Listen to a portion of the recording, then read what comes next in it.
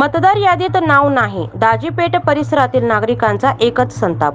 सोलापूर लोकसभा मतदारसंघासाठी आज मतदानाला सुरुवात झाली. सर्वत्र उत्स्फूर्त मतदान होत असताना दाजीपेठ दत्तनगर परिसरातील मतदारांचे नाव मतदार यादीत असताना सुद्धा या भागातील काही लोकांचे नावे मतदार यादीतून जाणून बुजून आमचं नाव डिलीट केलंय. जवळपास 8 ते 10 जणांच्या घरातील मतदारांची नाव कट केले. मतदारांमध्ये प्रचंड नाराज पसरली आहे. त्यांनी आम्हाला मतदान करण्यास परवानगी द्यावी, अन्यथा पुनश्च निवडणूक घ्यावी अशी मागणी मतदारांनी केली. शहरमध्ये 249 लोकसभा मतदारसंघातल्या विधानसभा मतदारसंघामध्ये भाग क्रमांक 36 आणि 37 यामध्ये मोठ्या प्रमाणात अनेक मतदारांचे नावं डिलीट करण्यात आले. त्यामध्ये जाणून बुजून काढण्यात आला असं स्पष्ट दिसतंय. मतदार त्या ठिकाणी असताना सुद्धा पत्ता बदल म्हणून त्यांनी दिलं, पण यांना कमी करण्याचा अधिकार नाही पत्ता बदल असतात. पण जो कोणी माणूस त्या ठिकाणी जबाबदार म्हणून आलेले कोणी पर्यवेक्षक होता त्या माणसाला त्या ठिकाणी बोलावून आणि त्यांच्याकडनं त्यांनी नावं जे डिलीट केलेले आहे ते पुन्हा त्यांना मतदान करण्याचा त्यांना संधी द्यायला पाहिजे. आणि या सगळ्या प्रकरणामध्ये काहीतरी घालबोट लागण्यासारखी स्थिती निवडणूक आयोगाकडनं झालेले स्पष्ट आरोप आहे.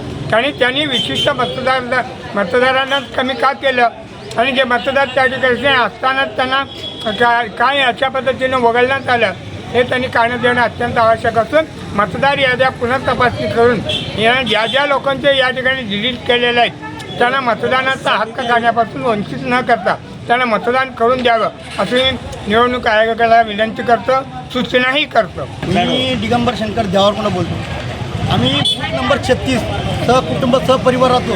आमच्या घरातल्या आमच्या बहिणीचे डिलीट केलेत आणि त्या ठिकाणी आम्हाला पेन्शन, राजीव गांधी आवास, राजीव गांधी निराधार सगळं मिळतं आहे. त्याच्यातनं तरी आम्हाला वगळण्यात आलं आणि एवढे वर्ष मतदान करूनही आणि तुम्ही आव्हान करता मतदान करा म्हणून आणि आत्ता लोकांना डिलीट करून हे कुठलं नाही. योग्य निवडणूक अधिकाऱ्यांनी योग्य निर्णय घ्यावा आणि आम्हाला मतदान करण्याचा हक्क द्यावा.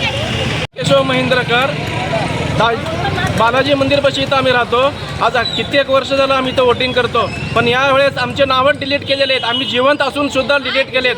फक्त पत्ता बदलून मागच्या बोळात गेलो आम्ही राहायला, काय तरी सुद्धा त्यांनी डिलीट म्हणून केलेले आहेत. आम्ही जिवंत आहोत आणि सर्वेसाठी जमादार म्हणून आलेले होते. सर्वेसाठी जमादार म्हणून आलेले होते त्यांनी डायरेक्ट डिलीट केलेत. डायरेक्ट ॲड्रेस चेंज सुद्धा केलेले नाहीत, काय नाही. आमचे कुणाच्याही नावं नाहीत. प्रत्येकाच्या घरातले 10-10, 20-20 नावं आहेत, 5-5 नावं आहेत. सगळेजण आम्ही इथं थांबलो.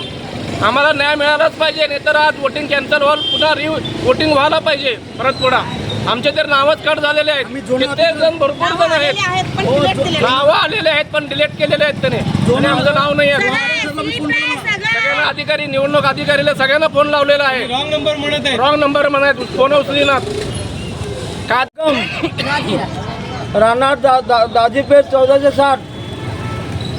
दोन्ही आधार कार्ड, पॅन कार्ड दोन्ही आणि मी जिवंत असताना मेलो म्हणून जाहीर केले नाही.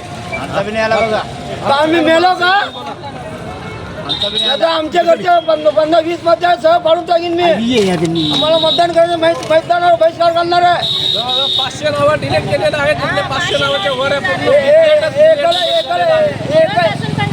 अपंग माणूस आलेला आहे, बिचारा अपंग माणूस बघा तू सारखा होत आहे. त्या अपंग माणसाला त्रास व्हायला किती. मला पण वोटिंगचा अधिकार काढून घेतलेला आहे.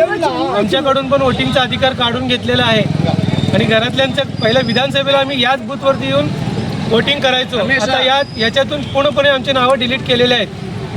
आणि सर्वे करणारा मुस्लिमचा जमादार म्हणून आलेला होता. सर्वे करणारा मुस्लिमचा जमादार म्हणून आलेला होता, तो सगळा डिलीट म्हणून केलेला आहे. याच्यात काय तर भेद आहे आणि फेर मतदार करायला